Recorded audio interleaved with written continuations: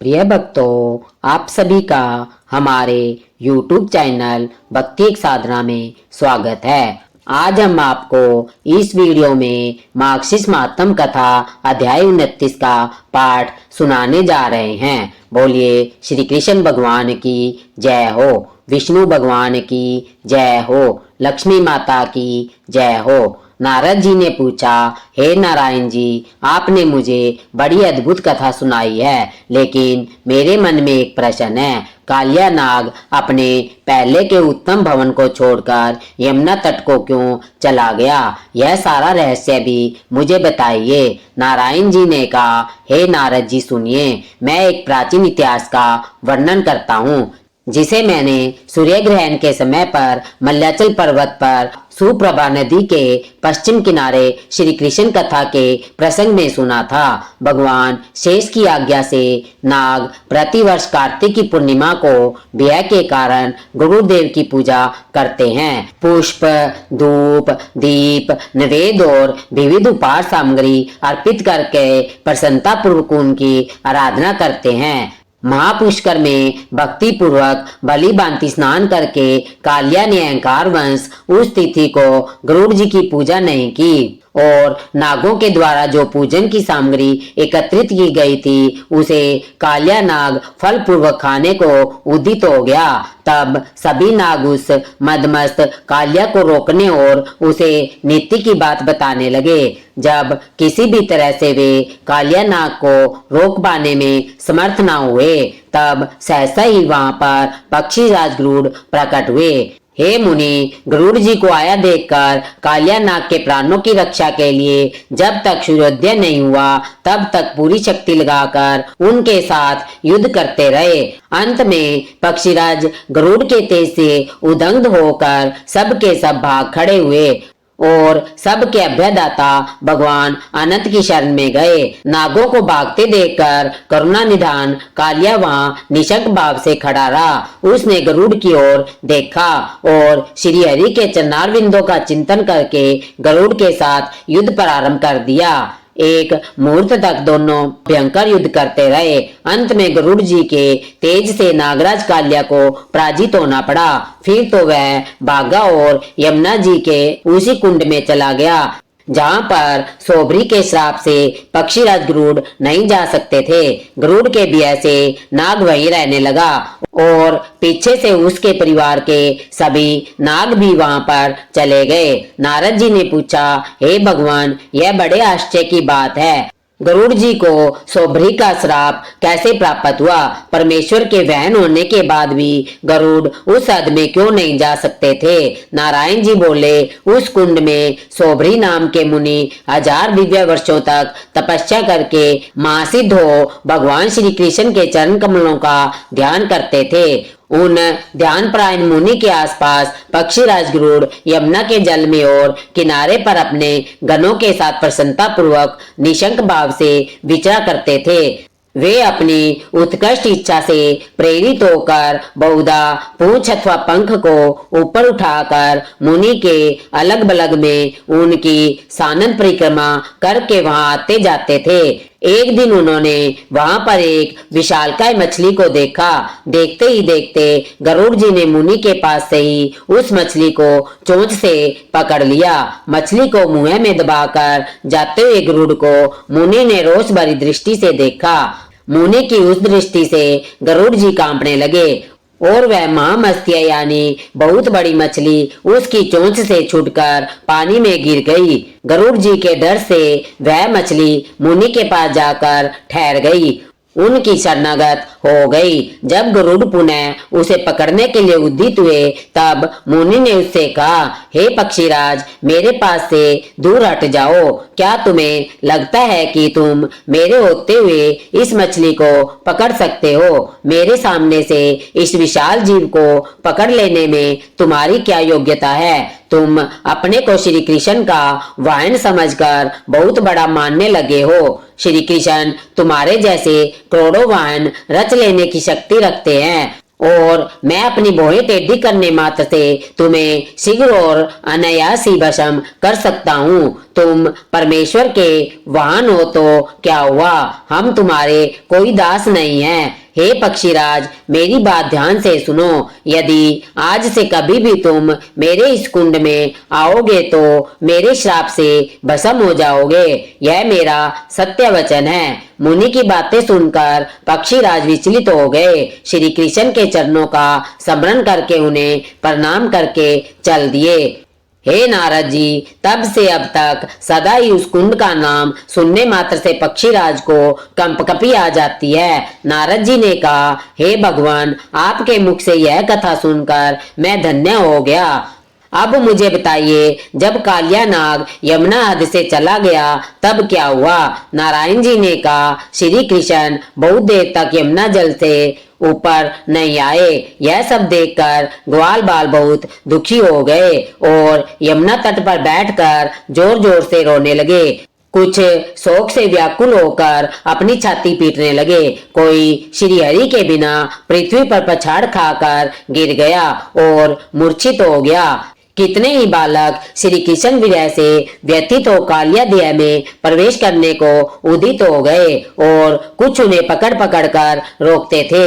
कोई हाय हाय कहकर रोता था, कोई कृष्णा कृष्णा कहकर रोता था और कोई इस समाचार को बताने के लिए नंदराय जी के पास दौड़ कर गया। कुछ बालक वहां शोक बिया और मुंह से आतुर होकर परस्पर कहने लगे कि अब हम क्या करें, हमारे नंद नंदन कहाँ चले गए, हमारे प्राणों से भी बढ़कर प्रियतम श्री कृष्ण हे बंधु, हमें दर्शन दो, तुम्हारे बिना हमारे प्राण निकले जाते हैं। इसी बीच में कुछ बालक नंदराय जी के पास पहुंचे, शोक से व्याकुल होकर रोने लगे और शीघ्र ही यशोदा जी को, बलराम जी को, अन्य गोपों को और लाल कमल के समान नेत्रों वाली गोपांगनाओं को यह सब समाचार बताया।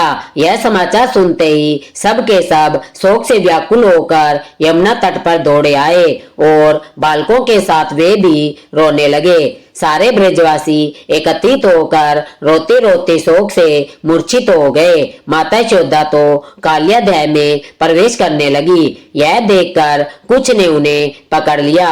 गोप गोपियां शोक से अपने अंगों को पीटने लगे। नंदराय जी भी विलाप करके बार बार मूर्छित हो जाते। चेतना आने पर फिर रोते और फिर रो रो कर मूर्छित हो जाते। उस समय ज्ञानियों में श्रेष्ठ बलराम जी ने अत्यंत विलाप करते हुए नंद जी को, शोक से कातर हुई यशोदा रानी को, गोपांगनाओं को भी, श्री राधिका को रोते हुए सभी बालकों को धीरज बंधाते हुए कहा, हे गोप गोपियों और बालकों, मेरी बात सुनो। हे नंद बाबा, गर्भ गीता जी की बातों को याद करो, जो जगत का भार उठाने वाले शेष के भी आधारभूत है, संहारकारी शंकर जी के भी संहारक है और विधाता के भी विधाता है। उनके इस भूतल पर भला कैसे पराजय हो सकती है। श्री कृष्ण अनु से भी अनु और परम महान हैं। वे स्थूल से भी स्थूल और प्रात पर है। उनकी सदा सर्वत्र विद्यमान है, तथापि वे किसी के दृष्टि पथ में नहीं आते हैं। जब सारा ब्रह्मांड एकांत वर्ण के जल में मगन हो जाता है, तब यह श्री कृष्ण जल में शयन करते हैं। उस समय इनकी नाभि से जो कमल पैदा होता है, उसी से ब्रह्मा जी का प्रागट्य होता है, जिसे एक कारण वर्ण के जल से भी भय नहीं। उस परमेश्वर के लिए इस कालिया देह में विपत्ति की संभावना कितना मान अज्ञान है। हे पिताजी, यदि एक मच्छर सारे ब्रह्मांड को निकल जाने में समर्थ हो जाए तो भी उस ब्रह्मांड नायक को वह सर्प अपना ग्रास नहीं बना सकता। यह मैंने आपसे परम उत्तम ज्ञान की बात कही है। यह गढ़ ज्ञान योगियों के लिए सार वस्तु है। बलदेव जी की बातें सुनकर और गर्ग जी के वचनों को याद करके नंदराय जी ने शोक त्याग दिया। ब्रजवासियों और ब्रज की गोपियों का भी शोक जाता रहा। सब ने बलदेव जी के इस प्रबोधन को मान लिया, किंतु यशोदा रानी को इससे संतोष न हुआ। प्रियजन के विरह के विषय में मन किसी भी प्रकार के प्रभुत्व को ग्रहण नहीं करता। जब तक प्रियजन का मिलन ना हो जाए तब तक केवल समझाने बुझाने से मन को शांति नहीं मिलती। अभी बलराम जी सबको समझा ही रहे थे, तभी सब ने श्री कृष्ण को जल से ऊपर उछलते देखा। ऐसा देखकर उनके हर्ष की सीमा ना रही। उनका शरद काल की पूर्णिमा के चंद्रमा की भांति परम मनोहर मुख और उनकी मंद मंद मुस्कान मन को बरबस अपनी ओर खींच लेती थी। पानी से निकलने पर भी उनके वस्त्र भीगे नहीं थे, शरीर भी गीला नहीं था। बाल देश में चंदन और नेत्रों में अंजन का श्रृंगार भी लुप्त नहीं हुआ था। समस्त आभूषणों से अलंकृत और सिर पर मोर पंख का मुकुट धारण किए अर्धों में मुरली लगाए श्री कृष्ण ब्रह्म तेज से प्रकाशित हो रहे थे। यशोदा जी ने अपने लाला को देखा तो छाती से लगा लिया और मुस्कुराने लगी, उनके मुख को चूमने लगी। उस समय उनके नेत्र और मुख प्रसन्नता से खिल गए। नंद जी, बलराम जी, रोहिणी माता ने बारी बारी से श्याम सुंदर को अपने हृदय से लगाया। सभी लोग एक टक को गोविंद के श्री मुख का दर्शन करने लगे। अभी सभी लोग श्री कृष्ण की कुशल से पूछ ही रहे थे। इतने में ही वहाँ वन के भीतरी भाग को दावानल ने अविष्टित कर दिया। उन सब के साथ गौ का समुदाय भी तवांगनी से घिर गया। वन के भीतर चारों ओर पर्वतों के समान आग की ऊंची ऊंची लपटें उठने लगी। यह देखकर सब ने अपना नाश निकट समझा, उस संकट से भयभीत हो गए। उस समय सभी ब्रजवासी गोपीगण ग्वाल बाल संतप्त होकर भक्ति से सिर झुकाकर हाथ जोड़कर श्री कृष्ण की स्तुति करने लगे। हे मधुसूदन, आपने सब आपत्तियों से हमारे कुल की रक्षा की है, उसी प्रकार इस दावानल से भी हमें बचाइए।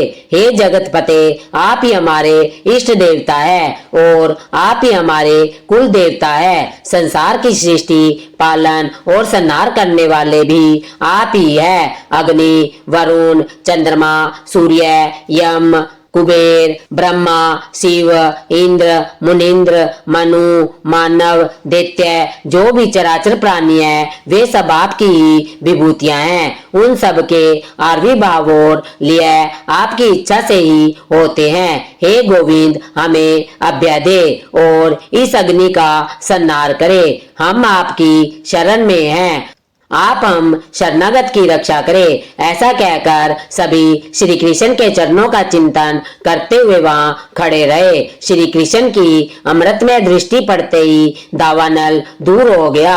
फिर तो सभी ग्वाल बाल हर्ष से नाचने लगे। क्यों ना हो, श्री हरि के स्मरण मात्र से सभी विपत्तियां नष्ट हो जाती है। भगवान नारायण जी कहते हैं, हे नारद जी, दावानल से उद्धार करके श्री हरि ने उन सब को साथ लिया और अपने कुबेर भवन के समान अनुपम ग्रह में प्रवेश किया। वहां नंद जी ने आनंद पूर्वक ब्राह्मणों से पूजा करवाई और उन्हें प्रचुर मात्रा में धन का दान दिया। जाति वर्ग के लोगों, भाई बंधुओं को भोजन कराया। नाना प्रकार के मंगल कृत्य और श्री हरि नाम का कीर्तन कराया। ब्राह्मणों ने वेद पाठ किया। इस प्रकार वृंदावन के घर घर में वे सभी लोग श्री कृष्ण के चरणार बिंदों का चिंतन करते हुए अपने चित्त को एकाग्र करके आनंद से रहने लगे। हे नारद जी, यह मैंने श्री कृष्ण की कुछ कथा तुमसे सुनाई है। जो कोई भी इस कथा को पढ़ता है, सुनता है या दूसरों को सुनाता है, उसे श्री कृष्ण की अविचल भक्ति प्राप्त होती है। बोलिए श्री कृष्ण भगवान की जय हो, लक्ष्मी माता की जय हो, विष्णु भगवान की जय हो। प्रिय भक्तों, अब हम आपको इस वीडियो में अगन मास में सुनी जाने वाली अन्नपूर्णा माता की कथा सुनाने जा रहे हैं। बहुत समय पहले की बात है। किसी गांव में धनंजय नाम का एक व्यक्ति रहता था। उसकी पत्नी का नाम सुलक्षणा था। दोनों पति पत्नी बहुत गरीब थे। उनके घर में खाने को भी अन्न बड़ी मुश्किल से मिलता था। दोनों हर समय बहुत दुखी रहते थे। एक दिन सुलक्षणा अपने पति से कहने लगी, इस तरह से कब तक काम चलेगा। हमें कोई उपाय करना चाहिए जिससे हमें कुछ धन की प्राप्ति हो सके, और हमारे घर में खाने के लिए कुछ भी नहीं है। अपनी पत्नी की बात धनंजय के मन में बैठ गई और वह उसी समय विश्वनाथ भगवान शंकर को प्रसन्न करने के लिए आसन लगाकर बैठ गया। उसने अपने दोनों हाथ जोड़े और भगवान शंकर से प्रार्थना करने लगा, हे देवादिदेव महादेव, मुझे पूजा पाठ करना कुछ भी नहीं आता है, मैं तो केवल तुम्हारे भरोसे ही बैठा हूँ। ऐसा कहकर वह 1, 2, 3 दिन तक भूखा प्यासा बैठा रहा। उसके इस प्रकार के तप को देखकर भगवान शंकर वहां पर आए और उसके कान में 3 बार अन्नपूर्णा अन्नपूर्णा अन्नपूर्णा इस तरह से कहकर चले गए। तब कौन आया था, कहां से आया था और क्या कह गया है, बस धनंजय इसी सोच में पड़ गया। उसने मंदिर में आते ब्राह्मणों से पूछा, पंडित जी अन्नपूर्णा कौन है। तब वे ब्राह्मण उसकी हंसी उड़ाने लगे और कहने लगे, तू अन्न जल छोड़कर बैठा है, इसलिए बस तुझे अन्न की बात सूझ रही है, जा तू अपने घर जा। वह अपने घर आ गया। उसने अपनी पत्नी से सारी बात कही। तब उसकी पत्नी कहने लगी, आप चिंता मत करो, अगर भगवान शंकर ने यह मंत्र दिया है तो वही इसका खुलासा भी करेंगे। आप तो जाकर उन्हीं की आराधना करो। फिर वह जैसे तैसे दोबारा से पूजा में बैठ गया। रात हुई तो सो गया। भगवान शंकर उसके सपने में आए और उसे आज्ञा दी कि तुम पूर्व दिशा की ओर चले जाओ। वह अन्नपूर्णा माता का नाम जपता, रास्ते में फल फूल खाता, झरने का पानी पीता चल दिया। कई दिनों तक चलता रहा। कई दिनों तक चलने के बाद उसे चांदी की सी चमकती वन की शोभा देखने को मिली। सुंदर सरोवर देखने को मिला। उसने देखा एक सुंदर सरोवर के किनारे बहुत सारी अप्सराएं बैठी हुई है और कुछ कथा कहानी कह रही है, कुछ पूजा कर रही है। सभी बार बार माँ अन्नपूर्णा की जय हो, माँ अन्नपूर्णा की जय हो, इस तरह बार बार कह रही थी। अब धनंजय जिस शब्द की खोज में निकला था वह उसे वहां सुनने को मिल गया। धनंजय ने उनके पास जाकर पूछा, हे देवियों, आप कौन हैं और यह सब आप क्या कर रही है। तब वे सब कहने लगी, हम स्वर्ग की अप्सराएं हैं और हम अन्नपूर्णा माता की पूजा कर रही हैं, अन्नपूर्णा माता का व्रत कर रही है और व्रत कथा पढ़ रही है। तब धनंजय ने पूछा, अन्नपूर्णा माता कौन है और इनका व्रत करने से, पूजा करने से क्या होता है। क्या पहले भी किसी ने इस व्रत को किया है। इस व्रत को कैसे करना चाहिए, कब करना चाहिए, इस व्रत को करने की क्या विधि है। धनंजय ने यह सब पूछा तो वे कहने लगी, इस व्रत को तो कोई भी कर सकता है। कहीं कहीं पर 21 दिन के लिए, कहीं कहीं पर 17 दिन के लिए और कहीं कहीं पर केवल 1 दिन के लिए इस व्रत को किया जाता है। एक सूत ले लो और उसमें 17 या 21 गांठें लगा लो। 21 दिन का, 17 दिन का या 1 दिन का भी व्रत ना कर सको तो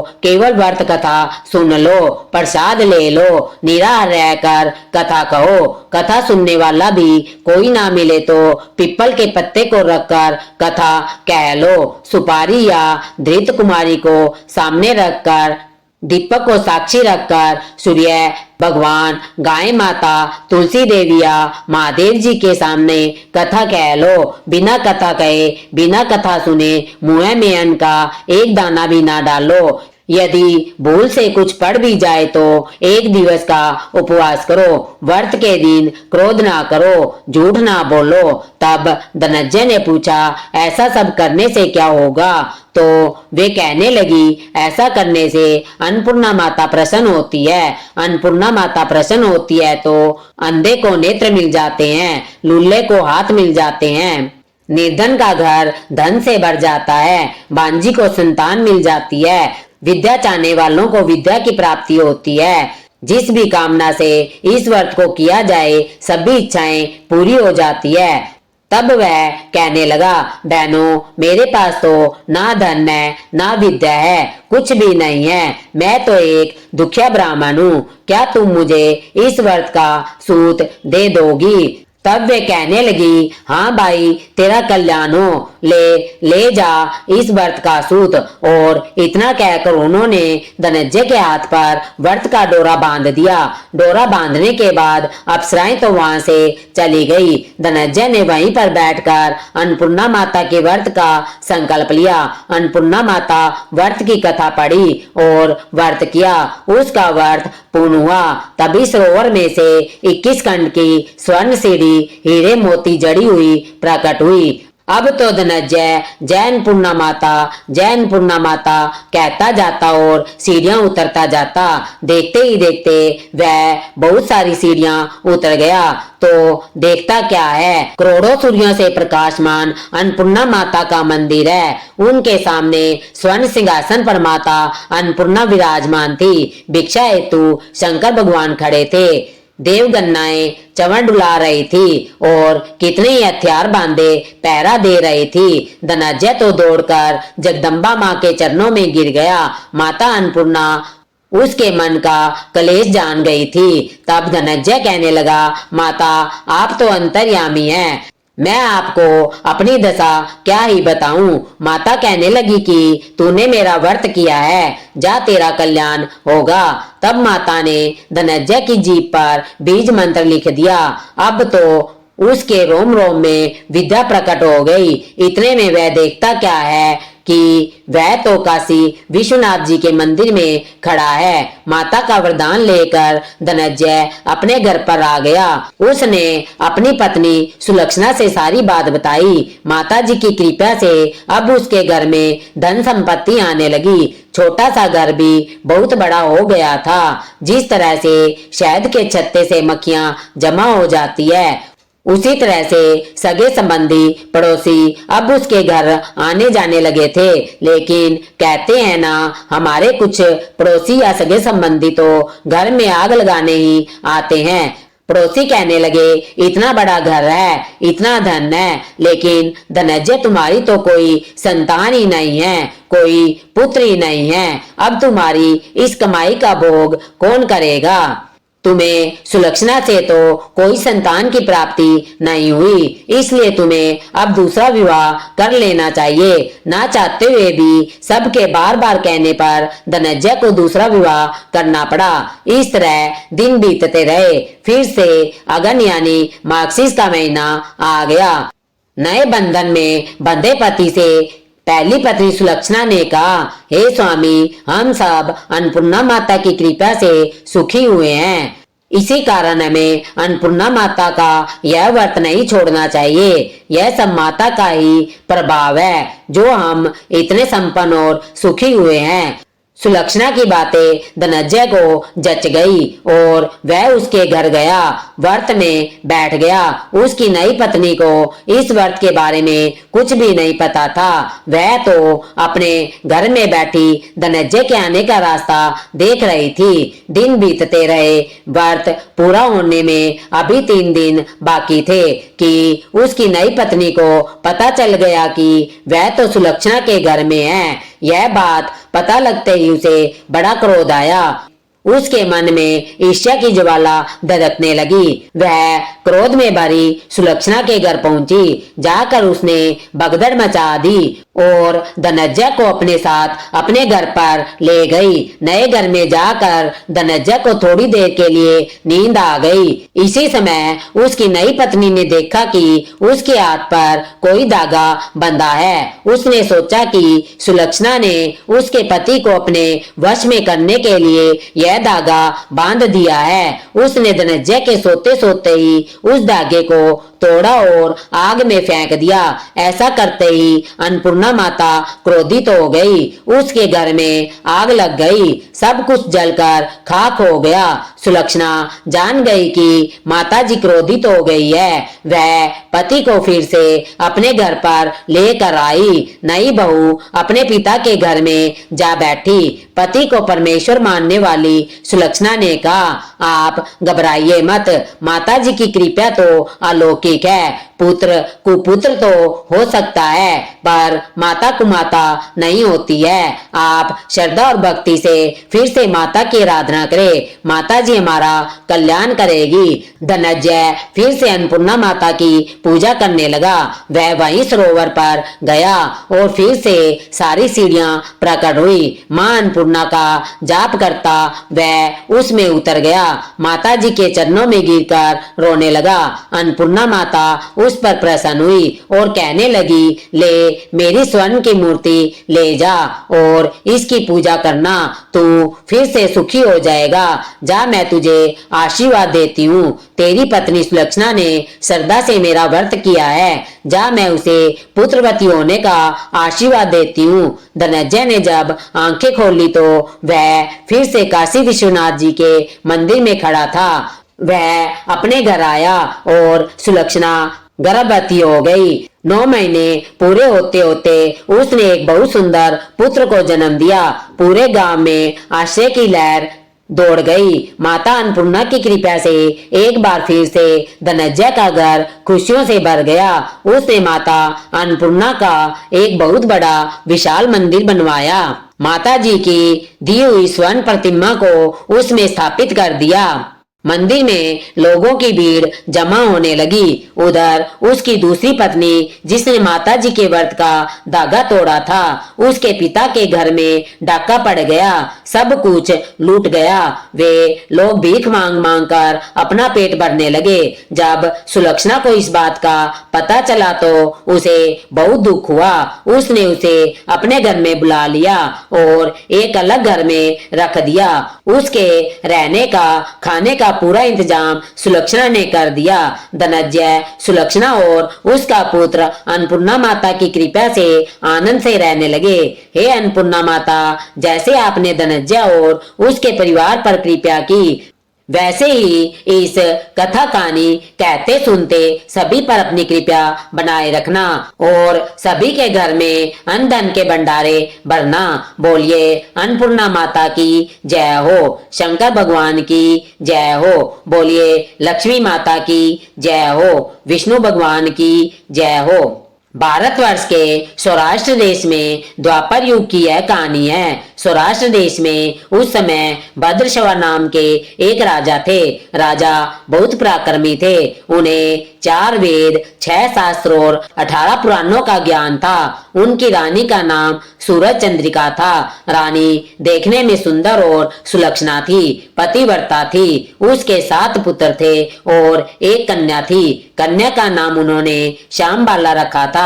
एक बार माता महालक्ष्मी जी ने सोचा कि क्यों ना मैं जाकर राजा के महल में रहूं। राजा को दुगनी धन संपत्ति प्राप्त हो जाएगी तो वह उस धन से अपनी प्रजा को और अधिक सुख दे पाएंगे।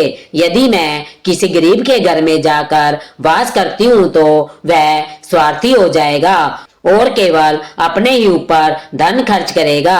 दान दक्षिणा देने के बारे में तो सोचेगा भी नहीं। बस ऐसा सोचकर माँ लक्ष्मी माता ने एक बुढ़ी ब्राह्मण स्त्री का रूप धारण किया। हाथों में लाठी लेकर रानी के महल तक गई।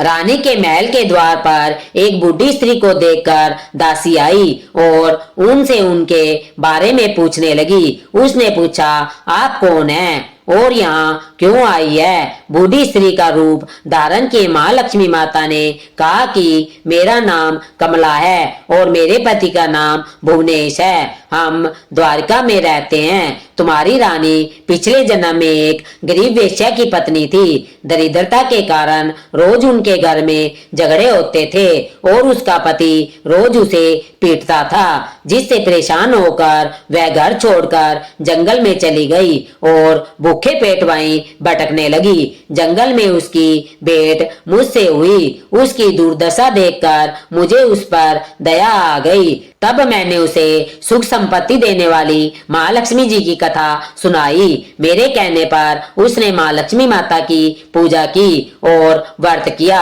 माँ लक्ष्मी माता प्रसन्न हो गई और उन्होंने प्रसन्न होकर उसे गरीबी दूर करने का आशीर्वाद दिया। माँ लक्ष्मी माता की कृपा से उसका घर धन दौलत संपत्ति से भर गया। बाद में दोनों पति पत्नी परलोक सिधारे। श्री लक्ष्मी जी का व्रत करने के कारण दोनों लक्ष्मी लोक में वास करने लगे। इस जन्म में उनका जन्म राजघराने में हुआ है, पर वह लक्ष्मी माता की पूजा करना भूल गई है, व्रत भी नहीं करती है।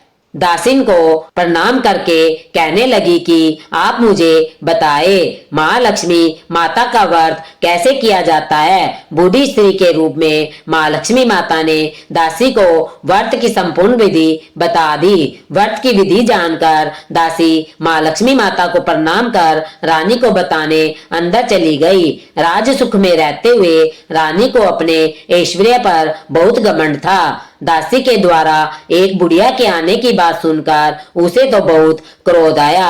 राजद्वार पर आकर बुढ़िया रूपी महालक्ष्मी माता को वह बुरा भला कहने लगी। रानी सूरज चंद्रिका ने इस प्रकार से बर्ताव और अपने अनादर को देखकर माता महालक्ष्मी ने वहां पर रुकना उचित नहीं समझा और वे वहां से चल दी। चलते चलते रास्ते में उनकी भेंट राजकुमारी श्यामबाला से हुई। राजकुमारी श्यामबाला ने उनसे पूछा कि आप कौन हैं और आप इस तरह वापिस क्यों जा रही है। तब माँ लक्ष्मी माता ने बुढ़िया माई के वेश में श्यामबाला को सारी बात बता दी। राजकुमारी ने अपनी माँ के बर्ताव के लिए उनसे क्षमा मांगी और उनसे माँ लक्ष्मी माता की व्रत विधि पूछी। माता माँ लक्ष्मी को उस पर दया आ गई। उस दिन अगन महीने का पहला गुरुवार था। उन्होंने राजकुमारी को माँ लक्ष्मी के व्रत के बारे में सारी विधि बता दी।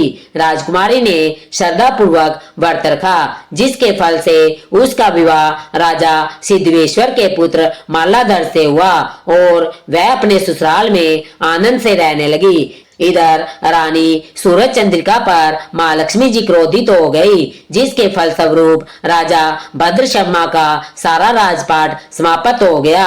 उसकी आर्थिक स्थिति तो इतनी खराब हो गई कि 2 वक्त का खाना भी बड़ी मुश्किल से मिलता था। एक दिन रानी सूरज चंद्रिका राजा से कहने लगी कि हमारा दामाद तो धनवान और ऐश्वर्यशाली राजा है, क्यों ना आप उसके पास जाए और उसे अपनी स्थिति बताए, वह हमारी मदद जरूर करेगा। राजा भद्र शर्मा को रानी सूरज चंद्रिका की यह बात सही लगी। वे तुरंत अपने दामाद के पास चले गए। दामाद के राज्य में पहुंचकर तालाब के किनारे कुछ देर विश्राम करने को रुके। वहीं उसी तालाब पर महल के दास दासियां पानी लेने आते थे। दासियों ने उन्हें देखा तो विनम्रता से उनसे पूछा कि आप कौन हैं। तब उन्हें पता चला कि वे तो रानी श्यामबाला के पिता है। दौड़कर रानी को सारी बात बता देती है। रानी ने अपने पिता का बड़े आदर सत्कार से स्वागत किया, खाना पीना खिलाया। तब पिता ने अपनी बेटी को अपनी सारी स्थिति से अवगत कराया। जब वे लौटने लगे तो उनकी बेटी ने उन्हें सोने की मोहरों से भरा हुआ घड़ा देते हुए कहा कि माता लक्ष्मी की पूजा करके आप इस घड़े को खोलना। राजा भद्रशवा जब वापस लौटे तो उन्हें देखकर रानी सूरज चंद्रिका बहुत खुश हुई। जब राजा ने उन्हें बताया कि मैं सोने की मोहरों से भरा हुआ घड़ा लाया हूँ तो उनकी खुशी और भी बढ़ गई। राजा ने उसे कहा कि इस घड़े को माता माँ लक्ष्मी की पूजा करने के बाद ही खोलना है, लेकिन रानी ने खुशी खुशी में उसी समय मोहरों से भरे घड़े का मुंह खोल दिया। देखा तो उसमें मोहरे की बजाय कोयले रखे पड़े थे। यह सब माता माँ लक्ष्मी जी के क्रोध के कारण ही हुआ था। रानी सूरज चंद्रिका को बहुत दुख हुआ। कई दिन बीत गए। अब रानी खुद अपनी बेटी के पास गई। उस दिन अगन मास का अंतिम गुरुवार था। पुत्री श्यामबाला माँ लक्ष्मी की पूजा कर रही थी। तब उन्होंने अपनी माँ से भी माँ लक्ष्मी माता की पूजा कराई और व्रत रखवाया। दोनों ने पूरे विधि विधान से पूजा की। इसके बाद रानी सूरज चंद्रिका अपनी बेटी के यहाँ से अपने घर लौट आई। व्रत रखने के कारण माँ लक्ष्मी माता उस पर प्रसन्न हो गई और उन्हें अपना राजपाट, धन दौलत, ऐश्वर्य फिर से प्राप्त हो गया। कुछ दिनों के बाद उनकी बेटी श्यामबाला ने सोचा कि मुझे अपने माता पिता के घर गए बहुत समय हो गया है। बस यही सोचकर वह अपने माता पिता के घर आई। अपनी पुत्री को अपने घर में आया देखकर रानी सूरज चंद्रिका को सारी पुरानी बातें याद आ गई कि जब हमारे बुरे दिन चल रहे थे तब हमारी बेटी ने मोरे कहकर हमें कोयले का घड़ा भर कर दे दिया।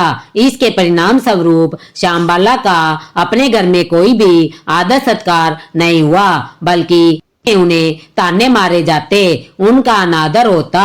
लेकिन श्यामबाला ने इस बात का जरा भी बुरा नहीं माना और घर लौटते वक्त अपने साथ थोड़ा सा नमक ले आई। घर लौटने पर उसके पति ने पूछा कि मायके से क्या लाई हो? तब वह कहने लगी कि वहां का सार लाई हूँ। श्यामबाला के पति ने पूछा, मैं कुछ समझा नहीं। श्यामबाला कहने लगी, थोड़ा सा धीरज रखे, आपको जल्दी ही सब कुछ पता चल जाएगा। उस दिन श्यामबाला ने जब खाना बनाया तो उसमें नमक नहीं डाला, बिना नमक के ही सारा भोजन तैयार कर दिया। जब दोनों खाना खाने बैठे तब उसके पति ने कहा कि इसमें तो नमक है ही नहीं, यह तो बेस्वाद खाना है। तब श्यामबाला ने उसमें थोड़ा सा नमक मिला दिया, जिससे भोजन फिर से स्वादिष्ट हो गया। तब श्यामबाला कहने लगी, यही है मेरे मायके से लाया हुआ सार। अब उसके पति को सारी बात समझ में आ गई। दोनों हंसी खुशी भोजन करने लगे। जो कोई भी श्रद्धा भाव से माँ लक्ष्मी का व्रत करता है, पूजा करता है, उस पर माता माँ लक्ष्मी की कृपा होती है, सुख संपत्ति और शांति की प्राप्ति होती है, उसकी सारी मनोकामनाएं पूरी हो जाती है। लेकिन सब कुछ प्राप्त होने के बाद, मनोकामना पूरी होने के बाद माँ लक्ष्मी की पूजा करना नहीं भूलना चाहिए। हर गुरुवार को व्रत कथा जरूर करनी चाहिए, जिससे माँ लक्ष्मी जी की कृपा अपने भक्तों पर सदा ही बनी रहती है। बोलिए माँ लक्ष्मी माता की जय हो। प्रिय भक्तों, यदि आपको हमारी यह वीडियो पसंद आई है तो इस वीडियो को लाइक व शेयर करना और हमारे चैनल भक्ति साधना को सब्सक्राइब करना और इस वीडियो को अपने मित्रों और अपने रिश्तेदारों के साथ ज़्यादा से ज़्यादा शेयर करना। और हमारी वीडियो को अंत तक सुनने के लिए बहुत बहुत धन्यवाद। प्रेम से बोलिए लक्ष्मी माता की जय हो, विष्णु भगवान की जय हो, श्री कृष्ण भगवान की जय हो।